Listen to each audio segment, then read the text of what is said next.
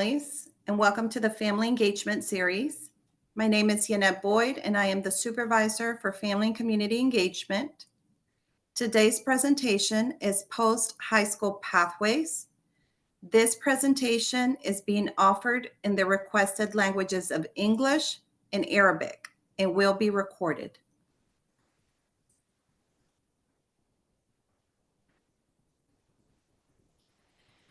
We will review the interpretation slide in all the requested languages. Once the slide is reviewed, we will begin interpretation. If you're on your computer, look for the interpretation button on your control bar. Once you click on it, pick your desired language. Then your icon should change. If you're on your phone, click on the audio and click Call over Internet. Click on the three dots and more. Click on the language interpretation and click on the language you want and done. At this time, the Arabic interpreter will review the slide. Thank you. مساء الخير، نشكركم معنا على الحضور اليوم بهذه المحاضرة أو الجلسة لمناقشة ما بعد دراسة الثانوية. إذا كنتوا عم تشاهدونا من الكمبيوتر عشان تختاروا اللغة تحضروا باللغة العربية. إذا كنتوا عم تشاهدونا من الكمبيوتر رجاء الضغط على إشارة الكرة الأرضية وبعد ذلك اختيار اللغة وهي العربية في هذه الحالة والسماع عبر الإنترنت وبعدين بتصيروا تسمعوا مباشرة باللغة العربية. إذا كنتوا عم تحضرونا من التليفون اضغطوا على رجاء الضغط على الثلاث نقاط في أسفل الشاشة، بعدين اختاروا السماع عبر الإنترنت وبعدين اللي هو بتظهر عندكم اللغة اللي بتختاروها اللغة العربية بهالحالة. كمان تسمعوا مباشرة لكل المعلومات باللغة العربية. شكرا مرة ثانية على الحضور معنا. Thank you. At this time, interpretation will begin. You may click on the interpretation globe. I would also like to welcome one of our presenters for this evening. We have Dr. Anaid Shaver. She is the Supervisor of College and Career Counseling Services. Welcome, Dr. Shaver. Thank you, Ms. Boyd, and thank you, families, for joining us. I'm very excited to have this wonderful panel to share some fantastic information and resources for you on career pathways. So I'm going to have each of our panelists introduce themselves, and I'd like to start off with my co-presenter, Ms. Jane Prince. Hello, my name is Jane Prince. I'm a supervisor of secondary counseling. Thank you for attending. I'd like to reach out to co-worker and collaborator, Ms. Tracy Main. Hi, everyone. My name is Tracy Main, and I am Prince William County Middle School, College, and Career Specialist. I'd like to reach out to Dr. Christine Good. I made you a doctor. Ms. Good. Good evening. I'm Christine Good. I'm the Supervisor for Career and Technical Education. Like to reach out to Dr. Leah Bird. Hi, I'm Leah Bird. I'm the College and Career Counselor at Colgan High School. I'd like to welcome Mr. Ben Stolda. I am the Career and Technical Education Industry-Based Credentialing Specialist. I'd like to also welcome Miss Elizabeth Skaggs. Hi, my name is Beth Skaggs, and I'm a Blue and Gold officer for the United States Naval Academy. And then finally, Mr. Timothy Mason. Good evening. I'm a Workforce and Professional Development Coordinator for the Prince William County Government's Department of Facilities and Fleet Management. So we want to again thank you all for joining us. We're going to share some very valuable information with you about resources regarding post-secondary planning and career pathways. So I'm going to go ahead and share my screen. I think I need access to share my screen. Thanks.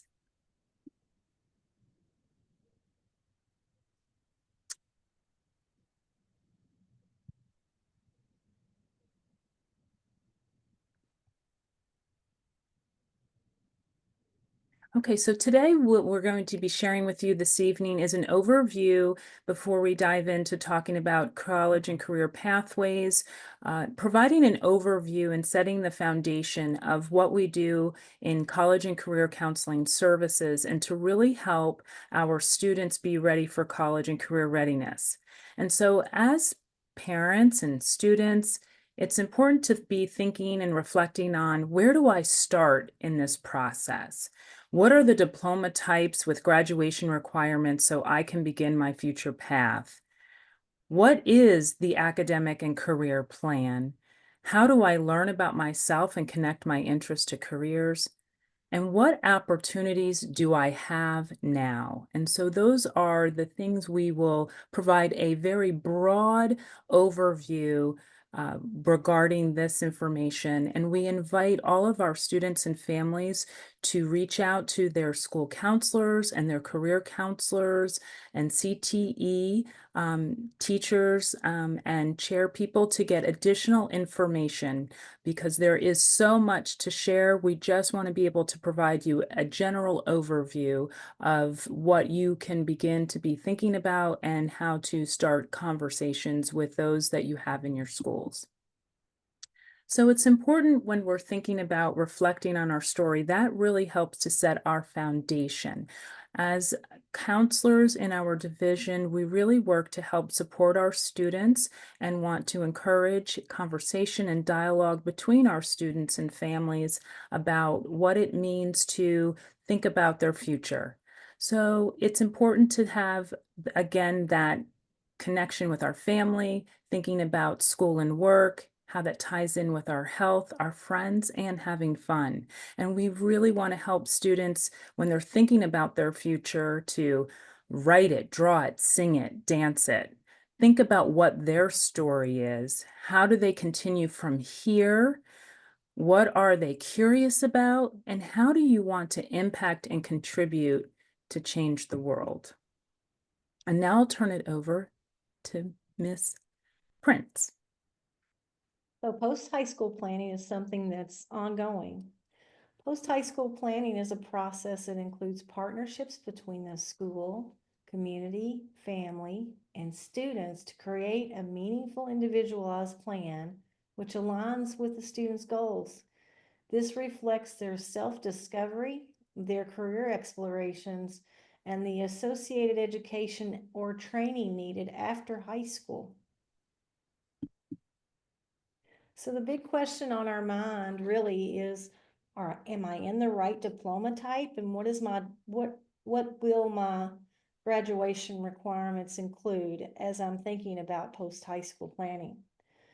So a standard diploma simply is every class that we take earns 1 credit. A standard diploma requires 22 credits over 4 years, and to pass 5 SOLs in specific subjects. An advanced diploma provides more of a preparation for a 4-year college. Students earn 1 credit per class with a requirement of 26 credits total. They have a world language requirement of 3 years of the same language or 2 years of one language and 2 years of an additional language. They also must pass 5 SOLs in specific subjects.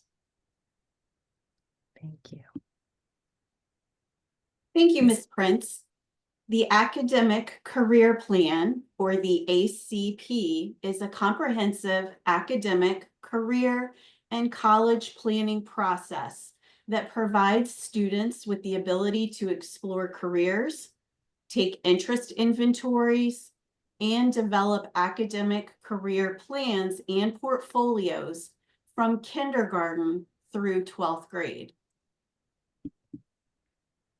Self-discovery assessments are completed in Naviance each school year. All assessments may be taken more than once, except the Strengths Explorer, which is completed in grade 8. Students can log into Naviance and research specific careers of interest. information about the career tasks, level of education, related high school courses, salary, and job outlook are some of the information that can be found. Students can favorite careers for future easy access. I'll now turn it over to Dr. Shaver, who will explain the student vision profile. Thank you, Tracy. And as many of you may be aware, we have developed in Prince William County a personalized profile for our students in grades 6 through 12. And this student vision profile includes information that talks about their graduation progress, their GPA, their career pathway plan, their self-discovery results, and provides resource links. There is additional information about the student vision profile available on the PWCS website by simply typing in WCS and looking for student vision profile. There's videos and information that can share detailed information about this and how we use this within our division to help support students in their life after high school planning. So next I'll turn it over to Dr. Leah Bird. Thank you. Okay, so now we're going to talk just for a little while about all the options after high school. So all the tools that we've just mentioned help students get a better picture of the direction that they may want to go. When we're looking at best fit, which is the next slide, choosing the best fit for life after high school depends on your interests, your goals, and the readiness that you have to take the next step. Each path has its own benefits, of course, and can lead to a successful and fulfilling future. So I always emphasize with students to be thinking about what is your personal best fit, not what you see your friends doing or what you think is a good idea, but what do you really want to do and see yourself doing in your future. It's important to consider what aligns best with your personal goals and interests. And there are a lot of options. So we'll first talk about the two-year college option. Locally, we have NOVA, which is our community college that has 6 campuses in our whole region of Northern Virginia, and there's online classes that you can take. What's wonderful about NOVA is that's a mix and match situation where you can take 3 classes at the Woodbridge campus, a class at the Manassas campus, and a class online, and it all is one big campus experience. So you're able to do that and however it fits your schedule. Also, there's Laurel Ridge Community College, which may be convenient for students on the western end of the county. The benefits of attending a community college is that there's usually a big cost savings per credit hour. It's going to be cheaper than any other 4-year college cost. So there's a savings there, but also students can stay at home and get their education, which a lot of students are, especially now, are preferring to stay at home an additional year or 2 to be able just to be closer to family. And then it's also really good, and we emphasize this with students who are just completely unsure of what they want to do for their future. Instead of taking a huge financial risk and going far away from home, a lot of times community college is a better option to stay closer and have less risk, but continue your education as you're moving forward. The other reason that a lot of students will continue to community college is because you can go there for a year or 2 and then transfer to a 4-year college. And there are a lot of they have a lot of programs that are set up and agreements that you can just go almost seamlessly from 2-year to 4-year college. If you didn't get accepted to that college straight out, or if you just want a little bit more time. And what I tell students is that you can go to community college for 2 years and then to 4-year college for 2 years. And then at the very end, your diploma or your degree says UVA or George Mason. It doesn't say by way of NOVA. So it just shows up where you end and not where you've begun. The other thing is just thinking about the process to go to community college. It's a very simple process. All you have to do is graduate high school and apply. And the application is simple and you're automatically accepted. Now we're going to look at the 4-year college option. And there are tons of wonderful options across the world, but also in Virginia in particular. We have a wonderful, wonderful amount of colleges that are really great. So we have 15 public colleges here in Virginia, and then there's a lot more private 4-year colleges. So the difference between the public and the private colleges is that public colleges are partially funded by our taxpayers. So they're usually going to be cheaper in cost than the private colleges. So public colleges also most of them tend to be larger than some of the private colleges that you will see. So when they're larger, they usually are going to have more course offerings, more diversified majors that you can take. There'll be more campus life that you may be able to get involved in. So that's some of the benefits of the larger public colleges. Private colleges will appear on the outside to be very expensive. Usually that sticker shock you'll see. However, almost all private colleges will have some sort of financial aid that any student can get that will help lower that cost a lot. So you really have to do your research to see if that's a good fit for you. Also, the smaller campuses usually afford you to have smaller class sizes, even though it might have less diverse offerings. Like you may have one professor that you have for multiple classes because there's just not as many professors and things like that on the campus. But a lot of students do prefer that small campus life. There's also HBCUs, historically Black colleges and universities, and other types of colleges that have a special niche. HBCUs can be public or private. There's also international schools that you can look at. And a lot of students will say that they would like to consider going to college overseas. And that's a wonderful idea. It takes a lot more research and preparation to do so. But now a lot of our colleges here in the United States offer a campus somewhere else, such as George Mason has a campus in Korea that you can take classes there for 3 years, which is a wonderful kind of mix between being in a foreign country and learning something wonderful about that country as you're taking your classes, but also being able to have some of the American system that might be easier to navigate as you're going through your college times. The benefits of going to a four-year college, according to the Bureau of Labor Statistics, and this has been running for a long while, the same statistics show up that it does indicate that the more education you have on average, generally speaking, the more you will earn in salary. So there's this immediate financial benefit of going to a four-year college that will last longer, or the more education you have. Also, another benefit of the four-year college is that you get to experience life living away from home. You get to dig deeper into a major that you want to learn about. There's also a lot of variety on the campuses that you can get involved in, like athletics, musical avenues, sororities, fraternities, things that you may not be able to experience in any other situation. For the most part, the process to attend a four-year college is that you're going to fill out an application. You're going to write an essay or two. You're going to get teacher or counselor recommendations. You may need to take your ACT or SAT and submit those scores. You'll probably have to fill out a resume of information about your extracurricular activities. And then the final thing, which is what colleges typically say is the most important thing, is that they're going to look at your high school transcript.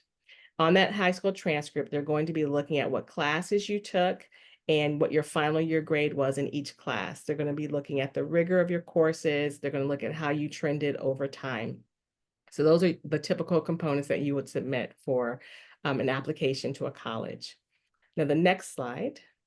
I mentioned that we have a ton of wonderful colleges. So the question next is, how do you figure out what's right for you? And there's basic things like keep your eyes open and ask people what college they went to and what they enjoyed about it and what their major was. And, just find out that information, read the mail that you've been given, that colleges send to you, search the internet. But a really great way to narrow down your search is by using Naviance, which all Prince William County students have access to. Everyone has an account. And you can go into Naviance and you can use a tool called Supermatch. And there's another tool called Advanced College Search. And both of these are search tools that you can use to identify colleges by certain criteria, such as location and size and major. And once you put in what you're interested in, it will give you a list of colleges that fit your criteria. If you are not familiar with how to use this or have never done it, your counselor or your college and career counselor at your school can show you how to do this. The beauty of this is that it is saved the entire time you're in Prince William County schools, so you can continue at adding to this over the years. And next slide. In addition to the other help that we have in Naviance, we have scattergrams. And this is scattergrams pull data from past students to help you see who was and was not accepted into colleges based on their GPA and SAT. This is self-reported student data, but it should give you a general sense of how things are aligning as far as your GPA and your SAT with certain colleges. So you can kind of do an overview match just to see where you stand. Again, this is something that you can talk through with your college and career counselor or the counselor at your school. Once you've narrowed down your search, and go to the next slide, you can check out the college website. You can visit the campus, which I strongly recommend you visit as many campuses as possible. But you can also get a lot of good information when the college rep comes to your school, your high school, to visit. Believe it or not, our schools get about 50 colleges every fall that come to speak to our students. The visits are usually open to juniors and seniors. They're usually posted in Naviance for students to register to attend. And again, if you've never done this, or if you are a younger 9th or 10th grade family, you can talk to your college and career counselor who coordinates this, and they can answer questions on the types of schools that are coming and when they usually come. Next slide. So another pathway that is a hidden gem is the gap year. Some students think that this just means taking a break and relaxing on their parents' sofa while they're figuring life out. And that sounds like fun, and I'd love to do that too, but that is not an actual gap year. A gap year is a typical semester or year of experiential learning, volunteering, or exploring, usually taken after high school prior to attending college or a career path. There are different programs out there that, depending on your student's interests, that you can get involved in. And again, see your college and career counselor or your school counselor, or check your counseling Canvas page for more information on this. And now I will turn it over to Beth Skaggs to talk about military options. Hi, good evening. I'm here to talk to you about some of the opportunities that the military offers for careers and also for education. You'll see that there are a number of different things, and part of it is that you can join the military once you finish high school, and it can be a career. It can be something that you do for a little while, maybe 5 years, maybe 10 years, and then you move into a different type of job or a different career after having served a short period of time. It could also be that you join the military and you make that a lifetime career, and you're there for 20, 25 years. Before you would retire from the military and then maybe move to another job, or maybe not. There are also a lot of opportunities that the military offers that combine service in the military with education, with college education or with career training. And so we'll be looking at these as we move through the different options. So the first one we call enlisting, and that's kind of like signing up to join the military. It usually is for people who feel a call to serve. So if service to your country calls you, the military is a career that you might consider. If you have feelings of patriotism, a desire to defend freedom, honor, duty, and some other personal attributes in that realm, it could make you a good fit for military service. So you might want to sign up and be in the military after high school. The next one is that you have a yearning for some sort of personal development, because time in the military can offer young adults opportunities to mature, and you're living within a structured environment. And of course, you're being paid and you're learning job skills. So the military teaches discipline and responsibility. It encourages physical fitness. People there are going to be developing job skills. There are literally hundreds of different types of jobs that you could be doing in the military. You're going to build leadership skills. You're going to learn about working in a team because you'll be working with other people. In addition to this personal development, the military offers adventure, opportunity to travel, maybe to some places within the United States, or maybe even to places around the world as you go through different assignments that you are given as part of your job in the military. Another reason that people are interested perhaps in enlisting or in taking some of the other military pathways is that military service pays well. It can lead to a career. Even after you leave the service, you have benefits that include education via the GI Bill. You can get advantageous home loans through the VA, and health care is provided for service members and their family through the military. So those who serve long-term can benefit from relatively early retirement and have benefits that stay with them for the rest of their lifetime. Okay. You can join a lot. There are a lot of different options. Like I said, there are a lot of different jobs. You might think about, if you're interested in perhaps enlisting, or if you're going to go one of the college routes that I'll talk about in a few minutes, thinking about or learning what the different branches of the military do. So you'll see that we have the Army. Of course, this is the oldest branch of the United States military, and they are protecting the security of the United States and its resources. We have the Air Force, which is protecting American interests at home and abroad with a focus on air power. The Navy delivers combat-ready naval forces while maintaining security in the air and the sea. The Coast Guard is a maritime force offering military law enforcement. They have humanitarian missions, regulatory and diplomatic capabilities. Then we have the Space Force, which of course is the newest. It defends the United States' interest on land, in the air, and from orbit with a range of advanced training and technology options. And we have the Marine Corps, which is often the first in ground combat situations. So for each of those, you could work full-time by enlisting, and that would be putting you on a career path. You would start that by talking to a recruiter, taking the ASVAB test, and then there are many opportunities where you can sign up or before you even finish high school. And oftentimes doing that, you can do some training in the summers when you're still in high school. You can go to some weekend training, and you can actually be gaining rank or levels of experience that will increase your pay and your opportunities when you are finishing high school. So you can actually kind of start your career in the military before you finish high school. And so those opportunities are going to be kind of unique to the different branches. And so you'd want to talk to the recruiter about that. Another thing that you can do is you can work part-time in the military by joining the National Guard or a reserve unit.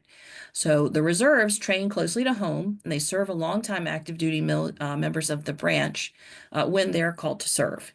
And so each of those 6 branches that I had on the previous slide also have reservists.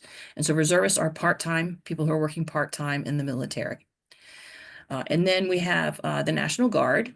We have the Army National Guard and the Air National Guard, and they combine part-time military service and training with a civilian life. So you're still going to be having a regular job, and that's going to be true with both of the ones on this slide. You're going to have a regular job that you kind of do during the day, but maybe on some evenings, some weekends, and maybe a short period of time in the summer, you're going to go to training and you're going to become a specialist in a certain area. You'll have a job within the reserves or the Guard. And she'll be earning pay and benefits, some part-time pay and part-time benefits for that service. Generally, the Army National Guard and the Air National Guard work at the state level, but they can be called into national duty as needed. So for these opportunities in the military, the thing to do or to visit the website because you can learn a lot of things about the opportunities and the different careers that each branch has by studying the things that they offer on the website. But they also are going to be sending recruiters to our schools. And you'll see that they'll set up a table in the cafeteria at the high school, and during lunchtime, you can go and talk with them. And of course, they're going to be people from different branches who are experts in transitioning young people from school into the military. So they can talk to you about the different jobs that they have and the benefits that are available. Okay, the next step is where we start combining college after high school with military service. So in ROTC, which stands for Reserve Officer Training Corps, students are in college and they're taking military classes along with the classes that they need for their degree at one of over 1,700 colleges in the United States. They're going to be doing physical fitness and military training activities as part of involvement in their unit. You can check each branch's website to see which colleges have a particular unit. And so the way that works is you apply for a scholarship, and the scholarship generally covers tuition and fees. There's also a book allowance. Individuals who are on ROTC scholarships are going to be paid a stipend, and they are going to be members of the reserve. So you're going to technically be a member of a reserve unit. You're going to be going to college. You're going to be earning your degree at your university or college, and you're going to have a big piece of it paid for by the scholarship, which can be up to $200,000 over 4 years. The reason that you're going to be getting this scholarship is because at the end of college, you're going to be expected to serve. You're going to be committed to serve a minimum of 5 years. For some certain career pathways, it's more than 5 years. For example, if you go into aviation and you are trained to be a pilot, that takes longer to be trained to do that than some other jobs in the military. And so generally speaking, people who are going into aviation have to serve longer than 5 years, maybe 7 years, maybe 10 years, depending on the training that's required for the particular job. So ROTC is a good opportunity. It generally, if you have an ROTC scholarship, that means it's going to be connected to a commission, which means you'll be an officer in your respective branch of the military once you graduate. You can also go to college, and if your college has an ROTC unit, you can join ROTC without having a scholarship. This is a good idea for people who are interested in maybe working toward a commission in the military and a commitment to serve, but they didn't get the scholarship out of high school, because most of the branches are going to have 2-year scholarships and 3-year scholarships. So one thing to know is that you can continue to apply for an ROTC scholarship even after you finish your first year of college. So like I said, every college and university doesn't have an ROTC unit, but lots of them do, almost 2,000 different schools across the country. And so this is an opportunity for you to help have some of your college paid for and be working towards service. Okay, the next opportunity is called senior military colleges. There are 6 senior military colleges in the United States. These were established by Congress, and students who are part of these corps of cadets live constantly in a military environment. That means they're going to be wearing uniform all the time.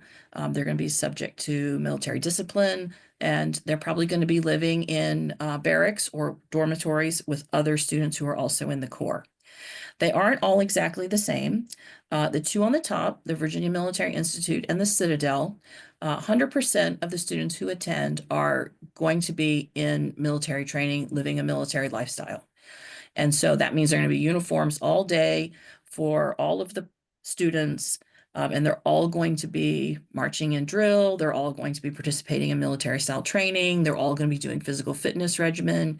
But all of them are not going to be joining the military at the end of their college career. You'll see that at Virginia Military Institute, it's about 50% are going into the military. The other half are going into civilian careers. The Citadel has about 33% commissioning rate. So you can go to the school and be trained and have an education in a military lifestyle, but not necessarily go into the military. You will find, though, that many of the students that are attending these schools are going on an ROTC scholarship. So the ROTC scholarship then is paying a large percentage of the expenses of them going to school. In fact, Virginia Military Institute has just created a new scholarship called the Fill the Gap Scholarship. So if you're going to VMI on a ROTC scholarship, then their school provides a way to pay for the rest of the expenses that are necessary for college that aren't covered by that. So it would be 100% paid for. The 4 schools at the bottom, you'll see, like at Virginia Tech, you'll know Virginia Tech's a big school, has over 30,000 students. There are 1,200 students in their Corps of Cadets. So it's going to be a smaller unit within a large university. Texas A&M is the same thing. And so those students are going to be living in barracks together and living a military lifestyle, but they're going to be doing that within a larger university.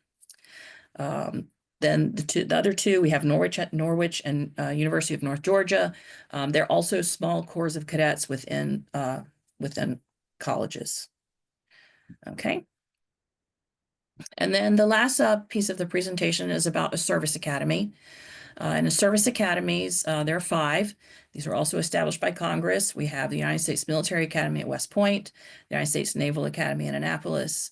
The Air Force Academy is in Colorado Springs. A little less known, the Merchant Marine Academy is in Long Island, New York. And they actually commission into all branches of the military. And then the Coast Guard Academy is in New London, Connecticut. To be eligible for these, you have to be between 17 and 22 years old and a citizen. Your citizenship by I-Day, which is the day that you first show up there at school. Unmarried, you cannot have dependents, and you have to be of good moral character. The pay and benefits, these service academies are full scholarship, which is estimated at $450,000. Students are receiving a monthly stipend. That means a paycheck. They're getting medical coverage and dental coverage. They are swearing the oath on the first day, and they are considered members of the United States military.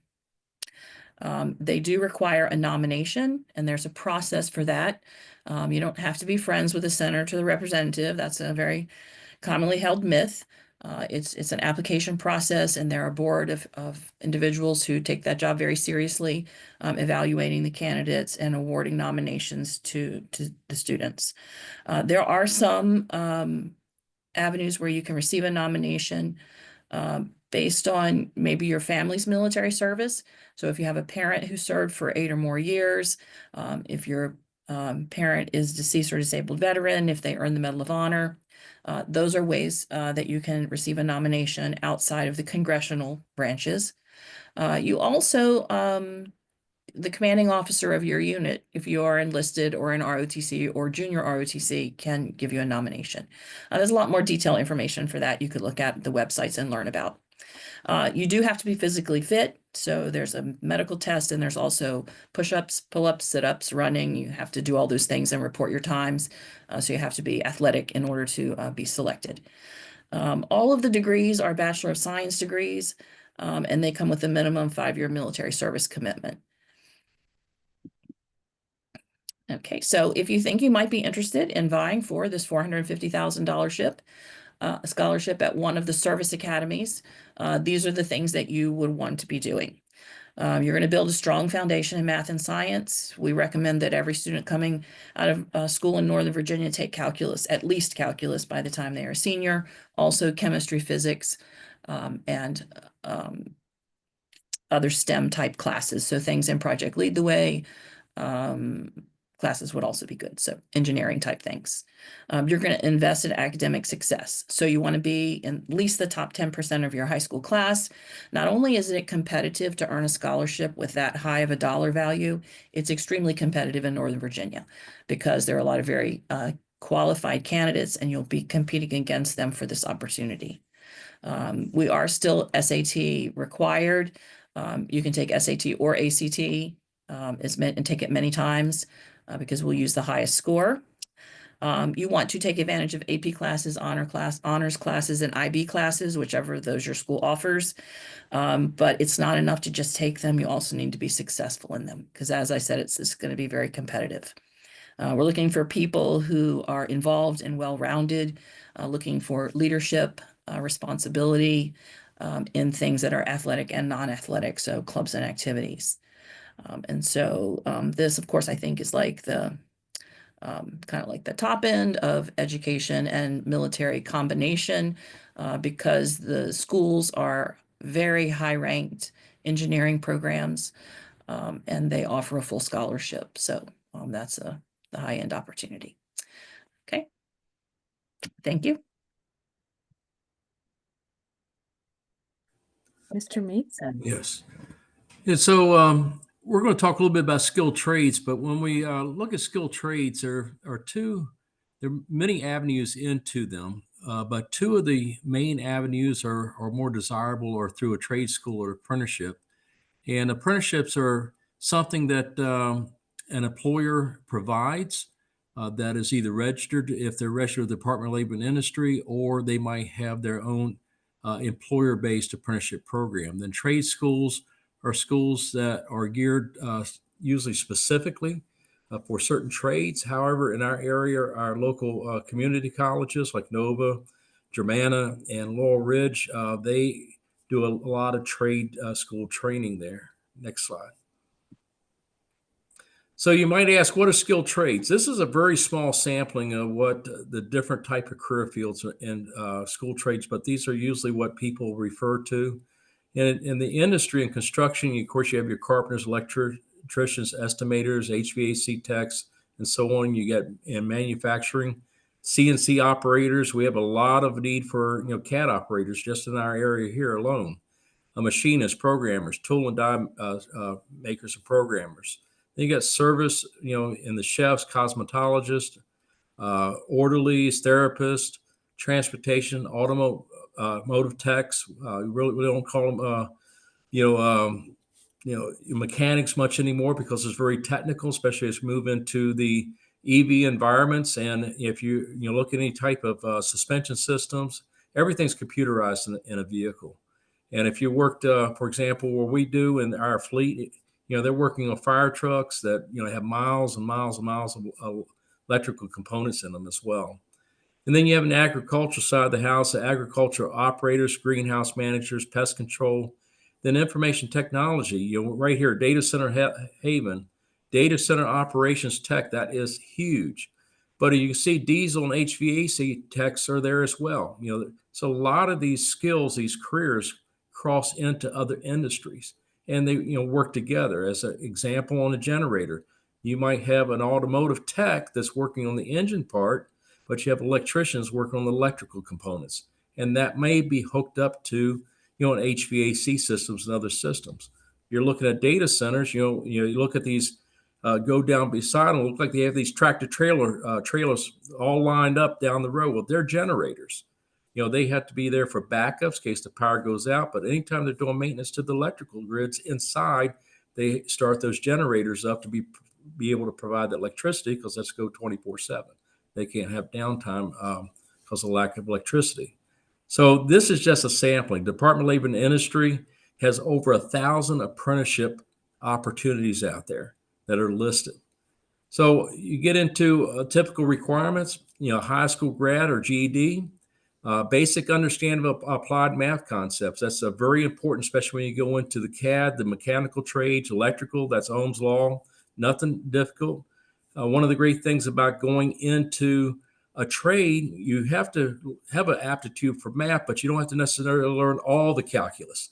You're learning those math formulas that pertain to your trade. Basic reading and writing comprehension, ability to perform tasks safely in a hazardous environment is very important. A lot of these skills are in a hazardous environment. For example, electricity. Electricity will hurt you. So you got to be able to work that way. Typical pathways, on-the-job training. You can go straight in, find an employer that's just going to train you. You start off as a laborer or whatever the entry level, and you learn as you go. There's no formal process, but one day you understand and know the skill. The other that's very popular, growing a lot more here in our area, are apprenticeships. They're formal employer-provided training, and if they're with the Department of Labor, there's a registered apprenticeship. So there's very specific things that they have to do. They're providing on-the-job training, and also technical classroom training goes along with that. And then you have trade schools, associates. You can go right to, for example, Nova. You can learn automotive there. A lot of different programs. They're gearing up for their electrical programs. They got all kinds of simulators that came in. I did a tour the other week. Our department partners with them. They're building their diesel program because of the data centers outside our area right now. Great opportunities there. And then you could do a combination of all of the above. We have an apprentice, graduated from Colgan. First apprentice we had, he is an HVAC tech, but he is going to college on his off time to learn how to electrical engineer. And guess what? He doesn't have any college debt, and he's making great money at 20 years old. So that is one of the incentives there. Next slide.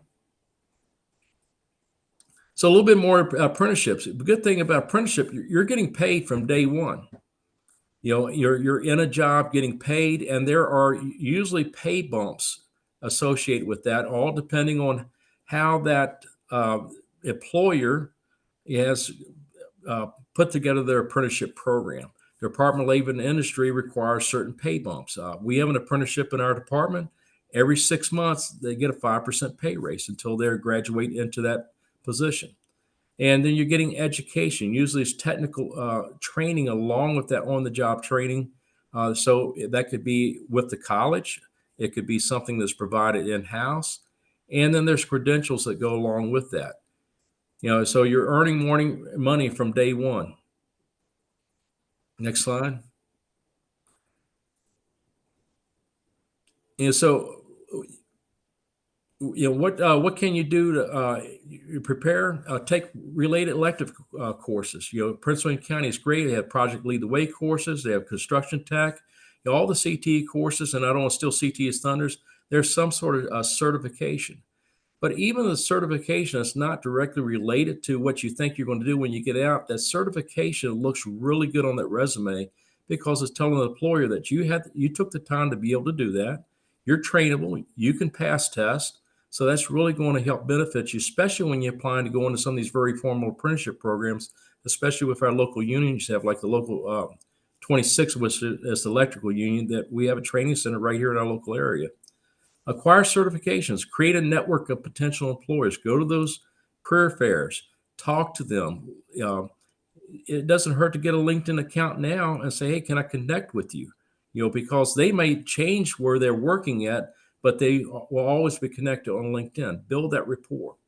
And finally, what is a career versus a job? A career is a sequence of jobs, that fit into your career goal. A career is usually lifelong or certain sessions, or like mine, I'm finishing up my third career, but you go on and you finish that. But a job is usually something you just go on and do. A career is something that you are involved in, that you're going to grow with that. And I think that's my last slide. And I'm sorry, I have one more here. And so employment timeline, always to be assessing yourself. What skills do you have? What do you like to do? One of the great things to do is take an ASVAB test. ASVAB, the line scores, they line up with jobs. They tell you what you can you're good at aptitude wise. Explore occupations. You don't know what is out there. Take summer internships. We have, for example, an exploratory program in the Department of Facilities and Fleet Management in the summer for 2 weeks, where you get to explore a lot of different things from architectural engineering, stuff like that. And a lot of employers do that. And some employers, they're not even thinking about it, but you might say, hey, I'd like to go work there. And you ask them, hey, would you do a 2-week job shadow with me so I can learn about this? Do reverse interviews, so you're researching the qualifications. When you're talking to the employer, ask them, say, hey, how did you get there? What did you like about it? What you do. What do you don't like about it? What would you do differently? What's your suggestions for me, to become like you one day? And so with that, you're going to identify your best fit careers. And from there, you're developing your pathway. Earlier you can do that, the earlier you can be prepared so you have options. And that pathway might change a little bit as you grow. But if you're always working and doing the right and building that foundation, math and English, I'll say that again, math and English, master those, you can do anything you want. So that's where you start out at. Then complete interview and ask questions at the interview. When you're going to an interview with an employer, you're interviewing them too. You might not want to work there. So ask questions. Next slide. Thank you, Mr. Mason. I'm turning it Oh, over there to you go. Ed. Perfect. Thank you, Anaid. And Tim, thank you for talking about CT a little bit too. That was a good transition over. So good evening. We're part of, Christina and myself are part of the Prince William County Career and Technical Education Department. And the goal of our department is to help empower students by fostering academic achievement, interest, skills, and authentic learning experiences for a thriving future in an evolving world. Through the four interconnected components that you see, which are the four pillars of CTE, the CTE programs provide students with opportunities to explore passions, build in-demand job skills through work-based learning, and earning industry credentials, and more. Today, we'd like to focus more on providing additional information regarding what industry credentials are, and the ones that are going to be aligned with our upper-level high school career and technical education courses. So on the next slide, we'll be focusing on what credentials are. So they are industry recognized qualifications that will validate a student's proficiency in specific areas of expertise. By earning these credentials, students demonstrate their competence and readiness to potential employers. By attaining industry credentials, students will lay the groundwork for a prosperous and thriving future. Some examples on the next slide are going to be some of the credentials that are aligned to our CTE elective courses in high schools. These include Microsoft Office Specialist, Adobe, Autodesk, ServeSafe, and these are connected to a variety of areas of program of study, which can include but are not limited to business and information technology, culinary arts, automotive, and engineering. So benefits and why do credentials matter? Tim mentioned this briefly earlier too, but the first thing we're going to look at is the real world relevance. So industry credentials are going to be recognizable. So some of the names on the previous screen could have been names of companies and certifications that you may have heard of before. These are also going to be recognized by a lot of businesses, which is going to add value to their post-secondary pathways, whether they search for employment or if they go on to further education as well. The second, which we mentioned a little bit ago as well, is they validate the course knowledge from the students. So credentials are going to be aligned with the content that is covered in their career and technical education courses in high school. And by obtaining a credential, it's showing that they have truly mastered and understand the content within that classroom setting as well.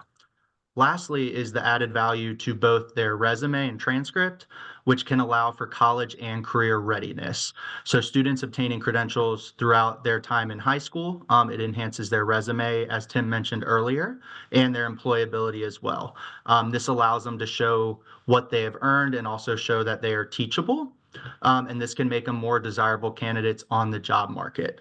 And as it's looking for college as well, for example, Northern Virginia Community College can offer credit for prior learning, depending on the credential learned as well. And that's something that we can provide more information on later. So we wanted to end with top 5 things to know before sharing a few employability events that are going to be occurring in the spring. But the first couple things, number 1, is students must be enrolled in a high school career and technical education or CTE course to have access to that aligned credential. So for example, if a student is enrolled in advanced computer information systems, they'll be able to take the Microsoft Office Specialist exams. The second one is the content covered in those high school courses. The curriculum is going to be aligned with the content that is on that credential as well. So students will be learning the content as they're going through those courses and they're learning from their teachers. Number 3 is a great benefit to our students and family. There's no cost to these credentials if they're a part of an aligned career and technical education course. So CTE will cover the costs, and it's going to be no cost to the student or family. And then 2 statistics to end with. Since 2021, Prince William County Schools has had over 19,000 students earn a credential, and it's as reported by VDOE.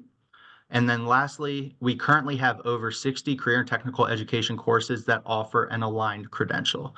So there's a lot of options based on what students' interests are.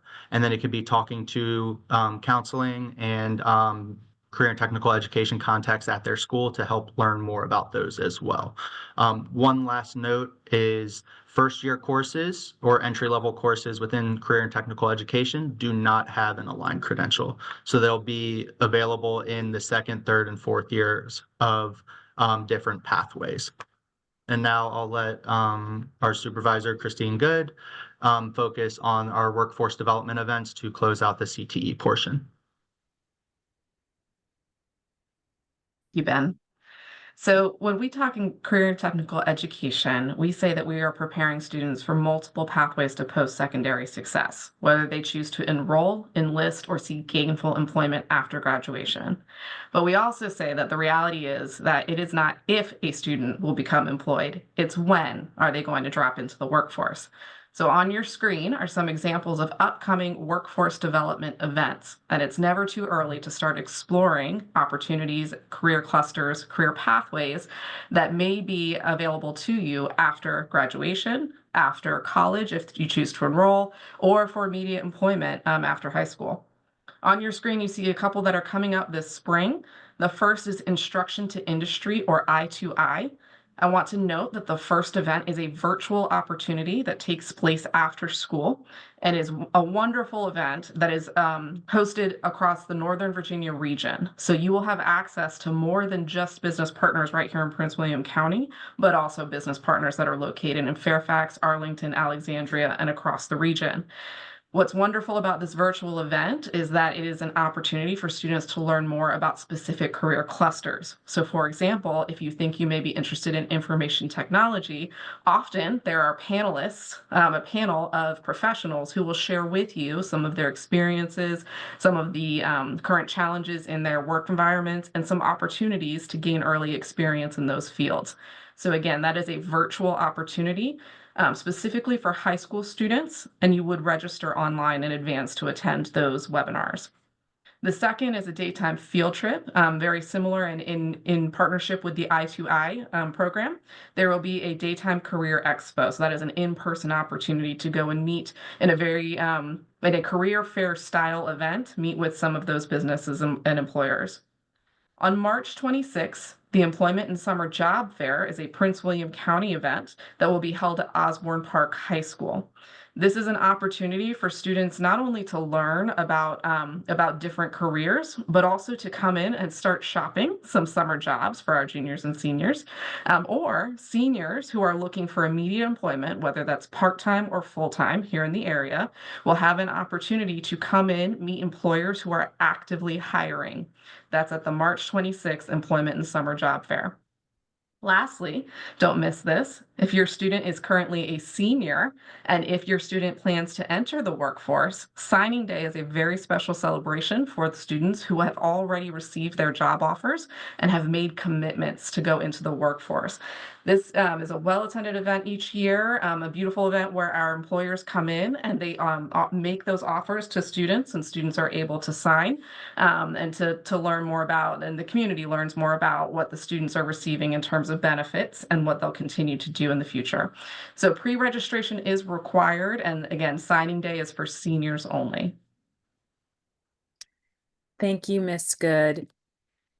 And thank you to our panelists for taking the time and sharing your knowledge and expertise in these different career pathway plan options that our students have here in Prince William. And so what are the next steps?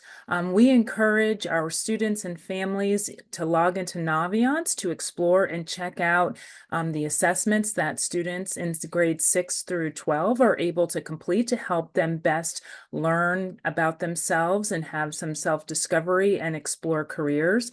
We invite families to go to Parent View and students to go to Student View to see their student vision profile. And I'm excited to share that we're going to have an updated version of that student vision profile coming up at the end of January, in time for academic advising. Next, we recommend that you review the specialty program application requirements and deadlines, because we do have specialty programs in our division that can align with what students' career pathway plan options are. So we encourage you to seek out that information. Next, schools will provide guidance on how to prepare for academic advising beginning in February. And so be sure to check those emails and the Canvas courses, because our school counselors and college and career counselors share lots of information to help with this process, to help help students best understand themselves and think about what they're interested in and how that aligns with course requirements and course interests. And then finally, we have a family engagement series on January 21st, where we're going to be talking more specifically about academic advising and the student vision profile. So we invite you to join us here and to be sure to register so we can share, you can learn more about academic advising and student vision profiles. I do want to share with you that on our college and career web page, as well as on the family engagement page, there is a listing of the upcoming family engagement series. Please be sure to register and to join so that you can gain information about the different topics and resources and things that we're doing here in Prince William to support our families and our students. We want to make sure that as families that you check your PWCS email regularly with regards to things centered on academic advising, school counseling. Please be sure to check in with your counselors using their counseling Canvas course. Also be sure to check out our PWCS College and Career Readiness webpage. And then finally, here's a listing in a directory that can be found on our College and Career Readiness webpage of our college and career counselors that we have in each of our high schools. And again, I want to thank you all for your participation this evening, and feel free to reach out to any of your school counselors, college and career counselors, and CTE connected staff at your schools to gain more information and knowledge about college and career readiness, as well as career options for their future. So thank you for joining us. Thank you so much, everyone, for joining us this evening. I would like to say a special thank you to all of our presenters with all this great information. And as Dr. Shaver said, we will be continuing with Family Engagement Series, where we have a lot of great information. The January programming for the Family Engagement Series has already been posted, so please make sure you check out the website. I will be sending a follow-up email tomorrow with today's recording, as well as the PowerPoint presentation, so that you can have it as a resource. I have placed in the chat the survey for today's session. We always welcome feedback and let us know how we're doing and what are some other topics that you would like to see in the future. So thank you again, everyone, for joining us, and I hope everyone has a wonderful evening. Thank you.